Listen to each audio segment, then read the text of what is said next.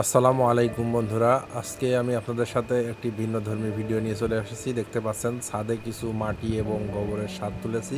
সেটা কি করব সেটাই আপনাদের সাথে শেয়ার করব।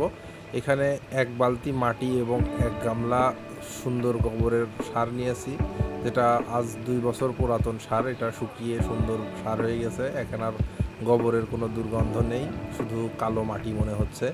দেখতে পাচ্ছেন আমি দুইটা জিনিস সুন্দরভাবে মিশিয়ে নিচ্ছি। এখানে মূলত কি কাজ করব সেটাই আপনাদেরকে দেখাবো।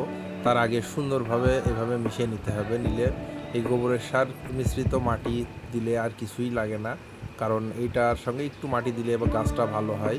আর শুধু গোবরের সারের উপর দিলে মাটি মানে একটু নোংরা নষ্ট হওয়ার সম্ভাবনা থাকে। মাটির সাথে দিলে মাটিটা পানি ধরে রাখে, মাটিতে পানিটা ধরে রাখে। এই কারণে আমি সুন্দরভাবে সারটা মিশিয়ে নিচ্ছি। দেখতে পাচ্ছেন যে একদম উপর নিচ করে যেভাবে মিস্ত্রিরা বালি সিমেন্ট মাখায়, ঠিক সেইভাবে মাখিয়ে নিচ্ছি। এভাবে মাখিয়ে নিলে মানে সবগুলা মাটির সঙ্গে মিশে যাবে, তাহলে গাছটা অনেক জোর করবে। এটাতে মূলত আমি কিছু গোলাপের চারা লাগাবো ছাদ বাগানে, আপনাদেরকে বলেই দিলাম। এটা সুন্দরভাবে মিক্সার করার পরে দেখেন আমি বালতিতে ভরে নেব। বালতিতে ভরে অবশ্যই সাথে সাথে লাগাবো না, মিনিমাম 2-3 দিন রেখে দেবো। 2-3 দিন রেখে দেওয়ার পরে এই গাছগুলা লাগাবো।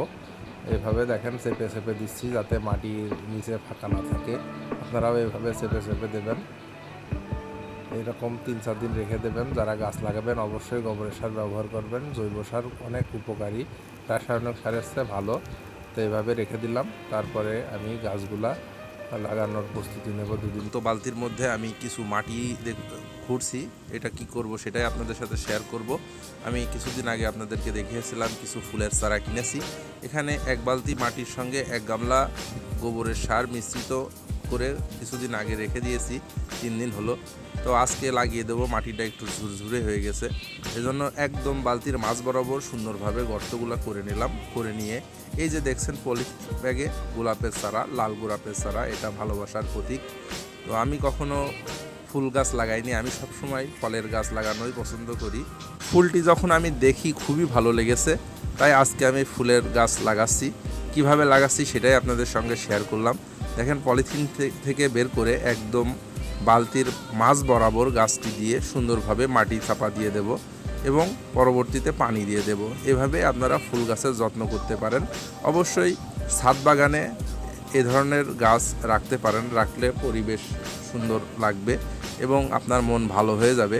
কারণ ফুল মানুষের মনকে ভালো করে দেয় এবং একটি প্রশান্তির জায়গা। দেখতে পাচ্ছেন গাছটি সুন্দরভাবে মাটি দিয়ে চাপা দিয়ে তারপরে আরও কিছু মাটি দিয়ে দিলাম, এরপরে পানি দিয়ে দেব। এর পরবর্তী ভিডিওতে অবশ্যই আপনাদেরকে দেখাবো এই ফুল গাছ থেকে যখন ফুল ফুটবে। আর এই ধরনের ভিডিও পেতে আমার চ্যানেলটি ফলো এবং সাবস্ক্রাইব করে রাখুন। ধন্যবাদ সবাইকে।